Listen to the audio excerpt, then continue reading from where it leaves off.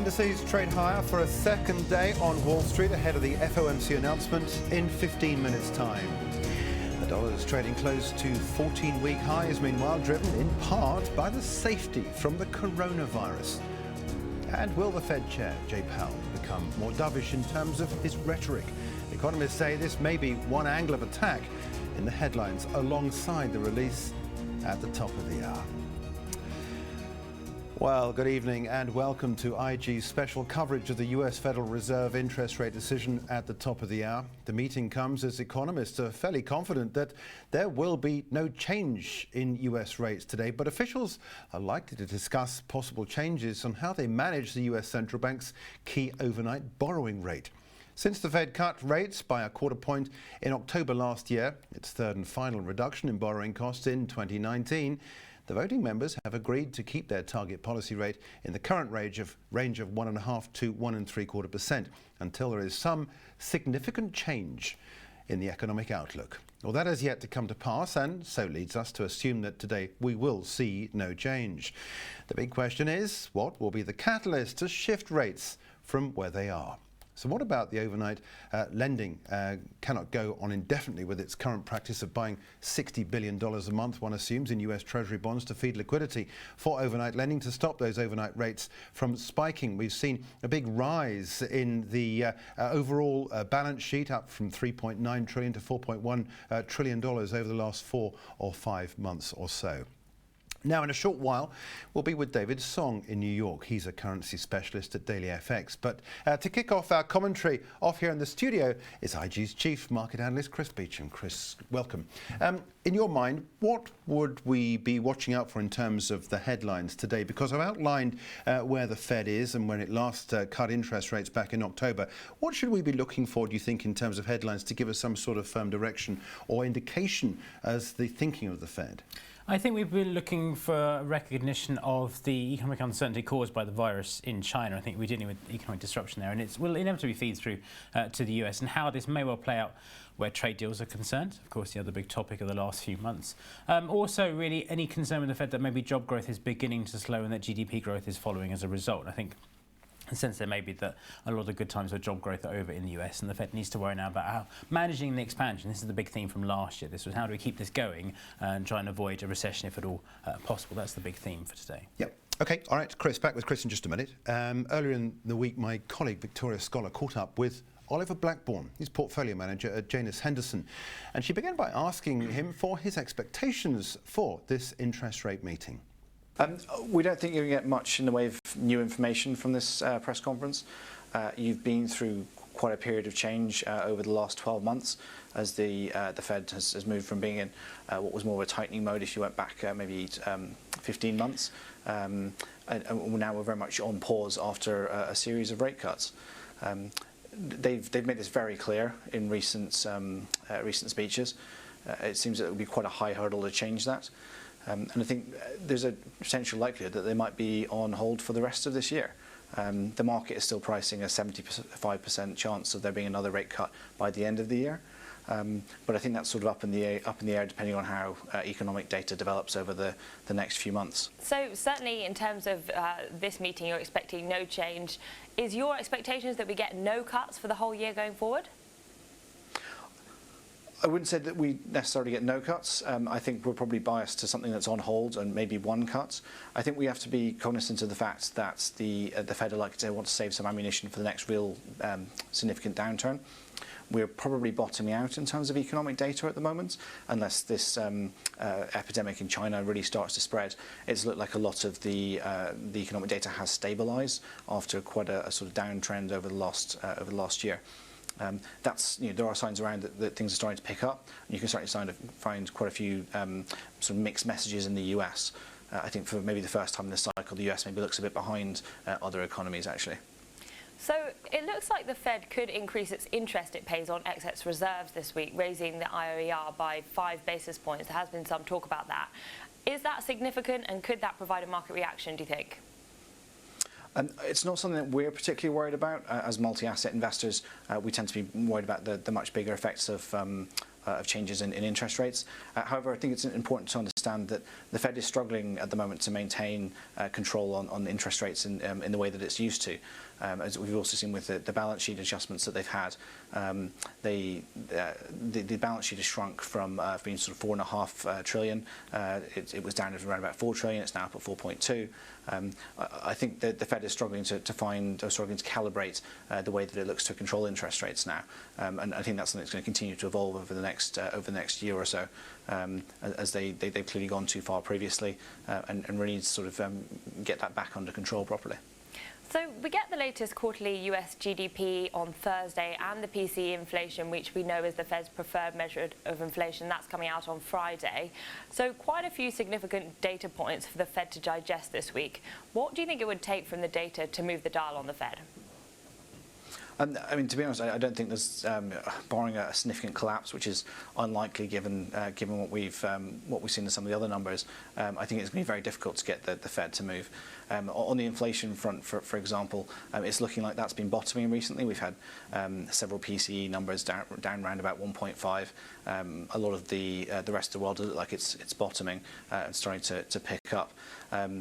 But it's going to take a lot for the Fed to really get excited about a move up in inflation now. We've seen this, it's probably one of the biggest changes over the last year, has been this move towards talking about average inflation targeting rather than just that 2% number that has been what they've had for the last decade. It would be quite a big step away from the way that they've spoken about policy for that for them to really start to worry about inflation until it gets probably somewhere a significant amount above 2% now. All right, switching focus very slightly to talk more about the markets. I wanted to get your outlook for US equities, because on the one hand, we got rid of some of that uncertainty around the trade war after the US and China signed that Phase 1 deal. But we're kind of weighing that up against the uncertainty around the coronavirus. We know that's been taking its toll on markets, both in the equity space and the commodities as well. Yes. The coronavirus has come at probably quite a difficult moment for equity markets. If you look at US in particular, it's at 15-year highs in terms of valuation. We're talking about a lot of potential upside in earnings growth now really being priced in. And it's also against a backdrop in which sentiment indicators are starting to make things look quite stretched. If you look at some of the put-call ratios, for example, in terms of volumes, they really look like they're pricing in a lot of fear into the market, or certainly you're losing that sort of upward momentum. And you can look at other indicators such as the bull-bear spread, showing that things are maybe not as stretched as they have been, but they're certainly towards the upper end in terms of sentiment. Well, let's pick up on that last point that our guest there earlier was talking about. And I want to begin with, if I can, to take a look at some of these equity markets to show us exactly what he was talking about, these stretched valuations. And it's really been one of these stories where it's been the wrong trade to be the wrong side of this trending market. There have been opportunities to buy in when you see a little bit of a pullback. You saw this gap open up a few days ago because of the coronavirus and what happened. It started the Chinese New Year, so that meant the China markets weren't operating. So there's a little bit of a vacuum from China itself. And we had the markets over the last couple of days see a bottoming out. It's this is the Dow Jones Industrial Average. It's managed to bounce off the 50-period moving average. And we've seen a little bit of an uplift, closing that gap, technically closing that gap intraday.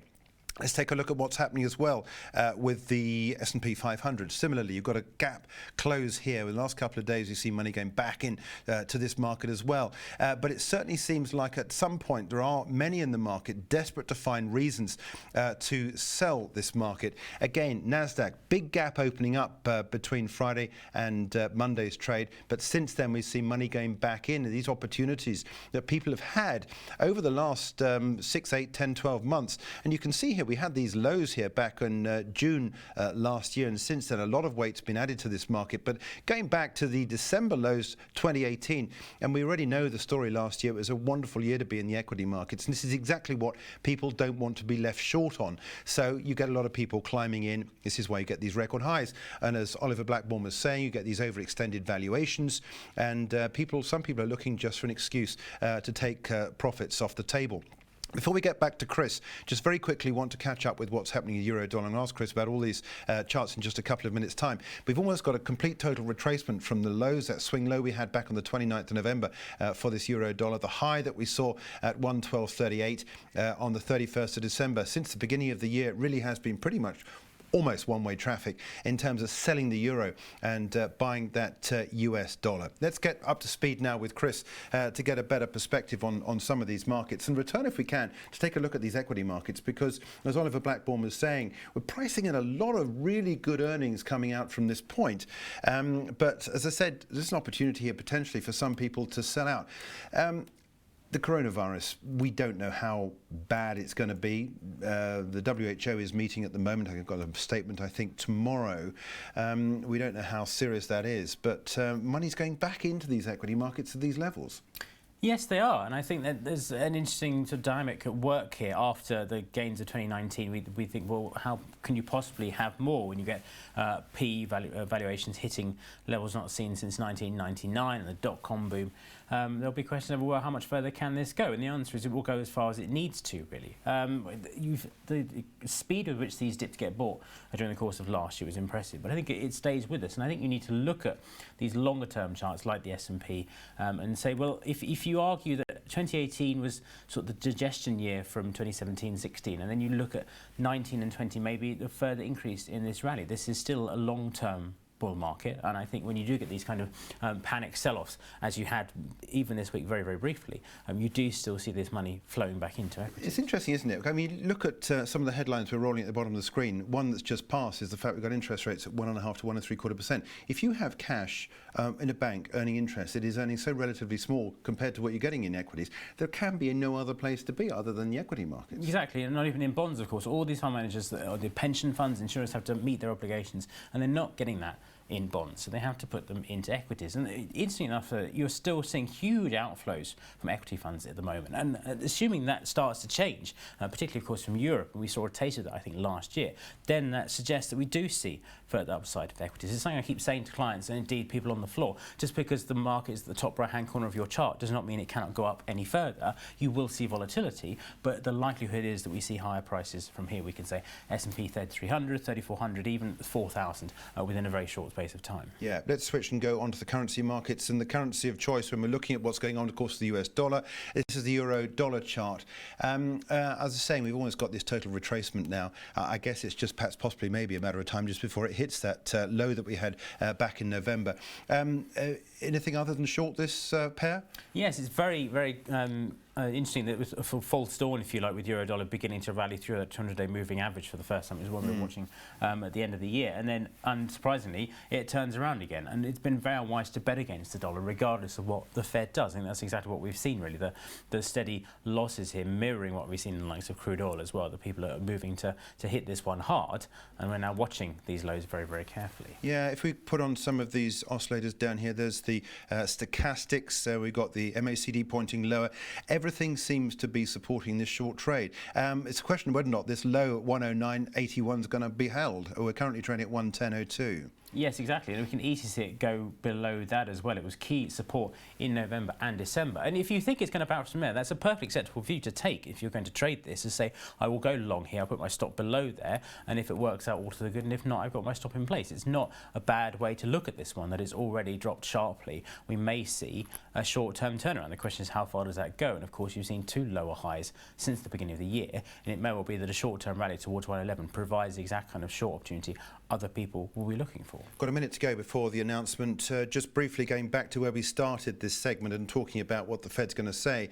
If there is no change in interest rates, clearly that's going to be the headline very briefly, and it'll be forgotten. More then about what the Fed's going to do and what it's going to say and how it's going to help the markets. Clearly Trump still is at odds with what the thinking is from the Fed. Yes, and they've managed to navigate this particular storm quite well, I think, really. They've sorted out their problems of communication with Powell, making it clear what they're doing. They're making them to go around to the US, the country of the US more and talk to people and explain what they're doing. And this seems to be bearing fruit. At the moment, the Fed seems happy with policy as it is. It's not exciting. It doesn't make for impressive headlines, but really it is the kind of thing you want to see at the moment. The Fed is looking at the things that are changing in the world, is looking at where this economic impact will be from the virus and how this will play out over the next few months, and deciding the best situation is to wait and see. Yeah, OK, all right, thanks, Chris. We're just getting these headlines through in just a moment's time. Let's bring up a chart on a minute-by-minute for the euro dollar, just to have that on as we get these headlines coming through,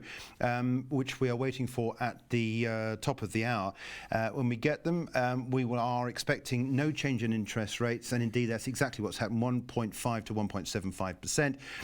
It's raising its interest on excess reserves rate to 1.6%, 10 basis points above the bottom of the federal funds target range. This is one of the things I know that some people had been looking at, so that's pretty much in line with what's expected.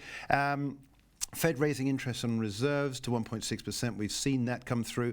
It will conduct overnight reverse repos at an offering rate of 1.5%. Now, it's buying.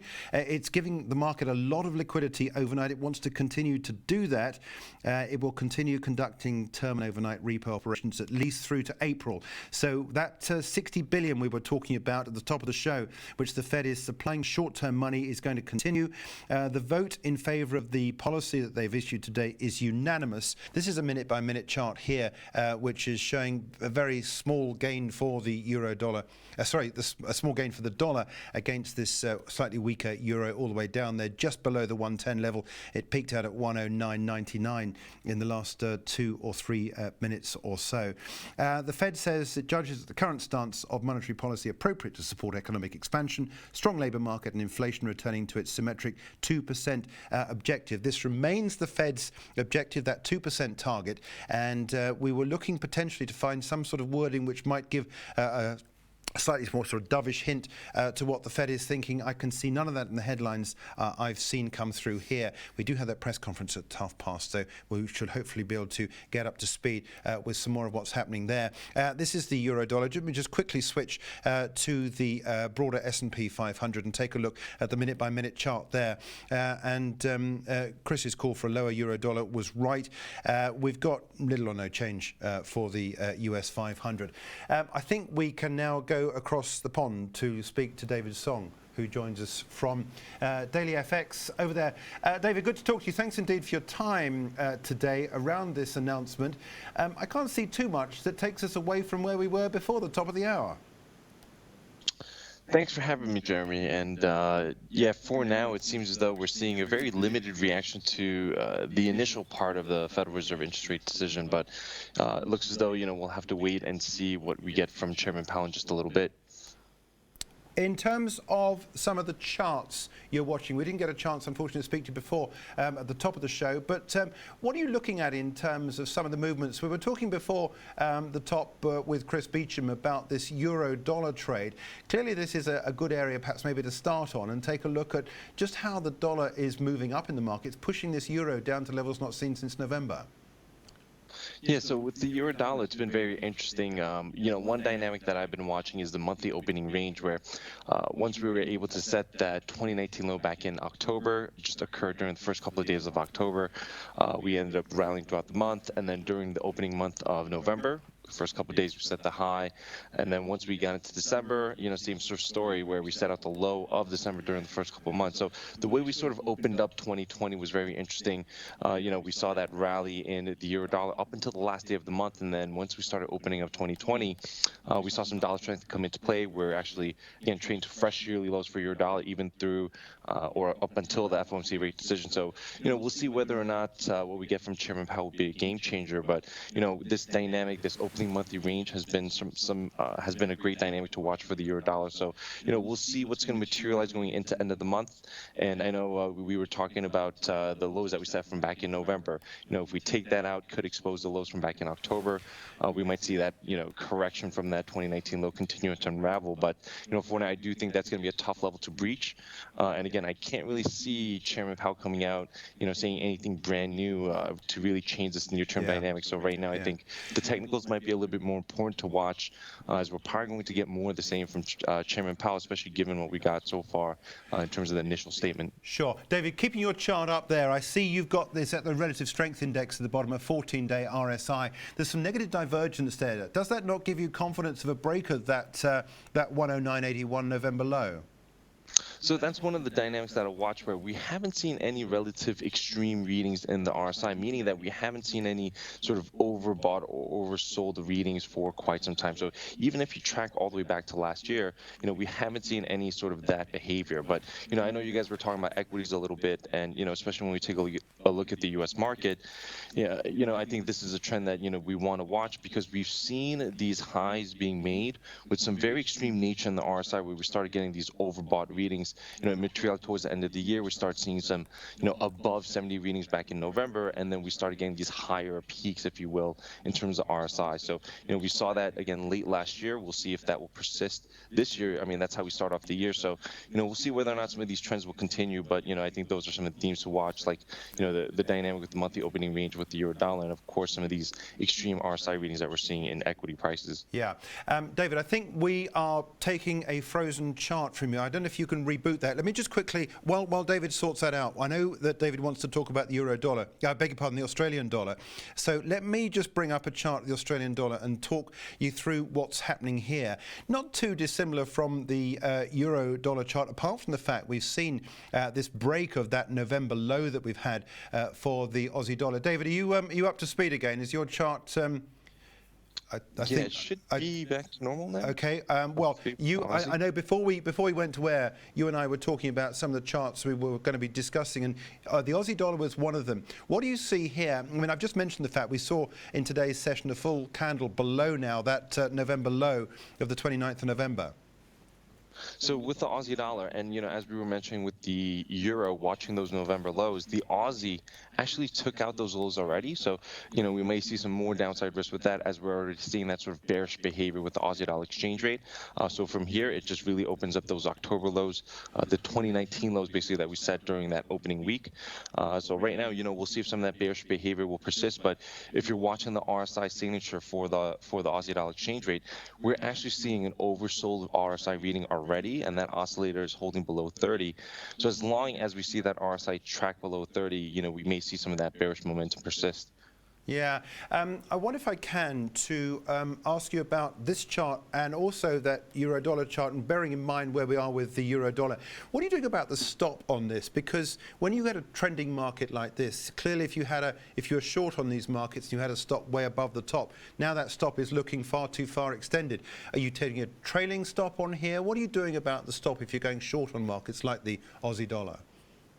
Well, I would say, with that, again, depending on your sort of trading style, if you're a short-term trader where you're just trying to, again, to see if whether or not we're going to get that run, and again, like the Aussie, which has already broken those November lows, are we going to get that sort of move where we can take out some of the previous month lows, maybe even look at a run at the 2019 lows, and is that going to be a play to watch? But right now, I think euro just sits at a critical juncture. So, if you're a short-term trader, I think there could be some opportunities, again, watching those November lows. Can we break those lows to the downside?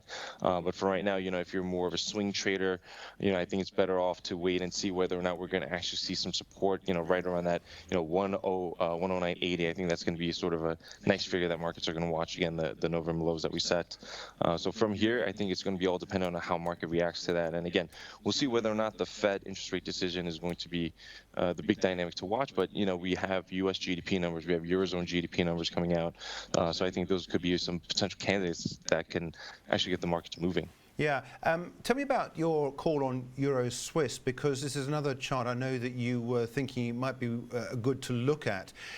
What position are you taking here? I mean, I guess you've got the euro dollar moving lower, and this really is almost a control just to see just precisely how strong, or in this case weak, the euro is. And against the Swiss franc, this is incredible. This move that we've seen. Yesterday's candle was quite a large uptick. Does this give you any confidence for a change in direction? So near term, potentially, again, we may have seen a sort of exhaustion point materialize here. And again, if you're watching the RSI, I think, we got that textbook definition there, the buy signal the RSI moving back above 30. But again, in the larger scheme of things, we can see this bigger, broader downward trend really coming into play as we've already taken out the 2019 lows at the start of this year. We sort of bottomed out just at that 106.50 zone. So, again, it depends on the style of trader you are, where if you're short term, is there a larger correction on a hand here? But again, if you're more of a swing trader, a longer term trader, is this just a mere correction in terms of the longer scheme of things? And are we going to see a play to, again, maybe ride the broader trend that, again, may continue to materialize over the course of this year? Okay, one final question. I know another chart that a lot of clients are on, and that is sterling against the US dollar. Now the US have come out with their interest rate decision. Those that look for headlines will be looking tomorrow for the Bank of England interest rate decision, which I know is quite finely balanced compared to the expectations we had from the Fed today. Some suggestions we could well see something like a 6-3 vote to keep interest rates on hold, up from the 7-2 that we saw last time. So one more potential voting member going for an interest rate cut at the Bank of England. How do you trade sterling at the moment against that stronger US dollar? So I think that there's a lot of expectations, different expectations, I think, surrounding the Bank of England rate decision. Again, this is going to be the last one with, Governor Mark Carney. So, we'll see whether he'll go out with a bang and, whether or not he'll deliver a rate cut. But, at this juncture, I think the path of least resistance is, just keep the status quo. And again, maybe just leave it up to the next central bank head to, maneuver monetary policy going forward. But, if that largely materializes where we really don't get much out of the Bank of England, we see sterling continue to consolidate here. And as long as rates on hold, I think, again, sterling has done well. We've seen some behavior, I think, that no one really expected to see, especially late last year where we took out those the highs that we made back during the summer period, back in April. We saw that spike higher once we got through the whole Brexit saga and, of course, the elections. But right now, again, when we take a look at the behavior that we've seen in some of these indicators, like the RSI, back in October, back in December, we got these overbought readings. And not only did we get these overbought RSI readings, but we saw them last for, quite a period of time, sometimes for, a couple of days, couple of weeks. So with that sort of behavior going on, we'll see whether or not, this sort of correction or key reversal that we've seen in cable will continue to materialize here. But again, I don't want to throw in the towel yet. We still have a lot of things to go through in terms of the Brexit negotiations, things of that nature. And of course, we'll see what sort of tone the new head of the Bank of England will take. So for now, I think, we'll see whether or not we get anything big from the Bank of England. But again, this is Mark Carney's last meeting, so I wouldn't be surprised if we do see the Monetary Policy Committee just stick with the status quo, just try to buy some time, and then, we'll watch that sort of range-bound price action that persists here. But, big picture, was the things that we saw late last year, is that really defining a change of behavior for sterling, longer-term change of market behavior. And again, will we see that persist, especially now that we've taken out those highs from, back in April of last year? We continue to just trade around, I think, just that psychologically important level, that 130 region. So we'll see whether or not we get a further appreciation from here. But I think, sterling has held up fairly well so far. So right now, I think the more bearish scenario, again, I think, is if we do actually get a rate cut, this sort of unexpected rate cut from the BOE. Yeah. Okay. Look, David, we'll leave it there. But thank you so much indeed for joining us there from New York in a reaction to the interest rate decision from the Fed. That's David Song, a daily FX currency analyst, joining us there with a quick scoot round some of those currencies of interest to our clients, and taking a look at what's happening, and that interesting trade where for sterling against the US dollar. Let's bring Chris Beecham back into the discussions and ask him whether or not you've seen anything that's worth talking about in terms of what we've seen from the Fed. David was talking there about that was just the first part. We'll get the press conference, of course, at the bottom of the hour, where presumably we'll hear some more. But what more is there to hear, do you think?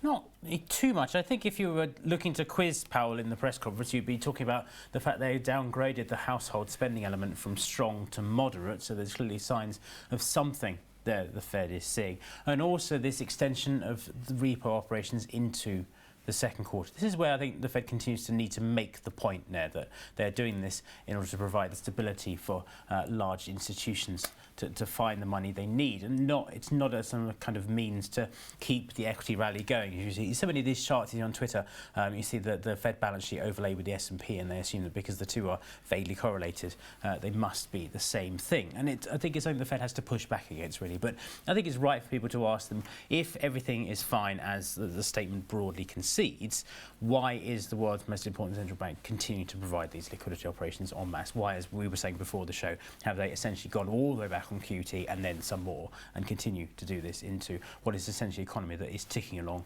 more than quite nicely? Yeah.